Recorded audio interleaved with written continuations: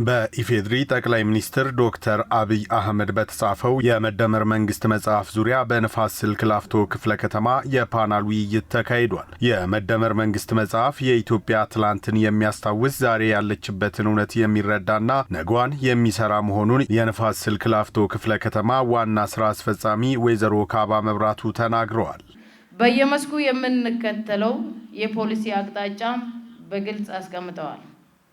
ይህ የሚያሳየው መደመር መንገዳችን ብልጽግና መዳረሻችን ያደረገውን የለውጥ መንግስት ምን ያህል ግልጽ የሆነ ዲሞክራሲያዊ አካሄድ እንደምንከተልና ራዕዩንም በግልጽ ያስቀመጠ በእውነትና በእውቀት የሚመራ መሆኑን ማሳያ ነው። በብልጽግና ፓርቲ የአዲስ አበባ ቅርንጫፍ ጽሕፈት ቤት የአቅም ግንባታ ዘርፍ ኃላፊ ዶክተር ሜሳ ኤሌማ በበኩላቸው የመደመር መንግስት መጽሐፍ የሀገር በቀል እውቀትን የመጠቀም እሳቤን ያዘለ መሆኑን ገልጸዋል። ስለ መደመር ስናነሳ ስለ አራቱም ሐሳቦች መደመር፣ የመደመር ትውልድ፣ የመደመር መንገድ፣ የመደመር መንግስት ምን ማለት ነው?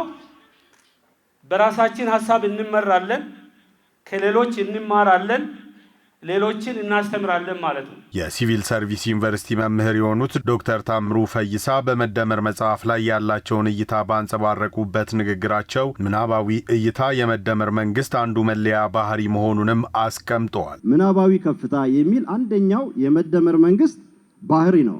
ምናባዊ ከፍታን ሲያስቀምጡት ለመንግስት ከፍ ያለ ምልከታዎች ያስፈልጉናል፣ ከዚህ በፊት ከተለመደው ውጭ ከሳጥን ውጭ ማሰብ አለብን የሚለውን ነገር ከነባሩ ወጣ ያለ መንገድ ፈጠራ በታከለበት መፍጠር እንደሚያስፈልግ ያስቀምጡበትን በጥልቀት ያሳዩበት አንደኛው የመደመር መንግስት ባህሪ ነው። የመደመር መንግስት መጽሐፍ የኢትዮጵያን የወደፊት አቅጣጫ በግልጽ ያስቀመጠ በመሆኑ መጽሐፉን በማንበብና በመረዳት ሁሉም የበኩሉን ድርሻ ሊወጣ ይገባል ሲሉ የፓናሉ ተሳታፊዎች ተናግረዋል።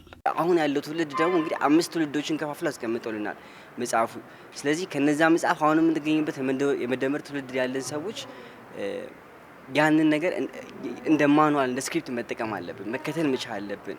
ስለዚህ የተጻፉልን ጽሁፎችን ጀስት ልክ እንደምናውቃቸው ኦርዲነሪ ቡክ ሳይሆኑ ነገር ግን ልክ እንደ ስክሪፕት ተጠቅመን የተሻለ ስራዎችን መስራት ይጠበቅብናል። ለዚህ ደግሞ መጽሐፉ በደንብ ያግዘናል የሚል እምነት አለኝ ማለት ነው። ይሄን መጽሐፍ ሁላችንም ተደራሽ ያደረግን እንደሆነ ወጣቶቹ ሁሉም ይሄን መጽሐፍ የሚገነዘቡት ከሆነ የሀገራችን ውጤታማ እድገት እንደምታመጣና መልካም የሆነ አገር ወደፊት እንደምናይ ወጣቶቹም በዚህ መንገድ ይሄንን ስህተት መጽሐፍ ግንዛቤ ውስጥ ወስደው ሁላችንም የምናየው ከሆነ ከፍተኛ እድገት፣ ፈጣን እድገት እንደምናመጣ ነው የተረዳሁት።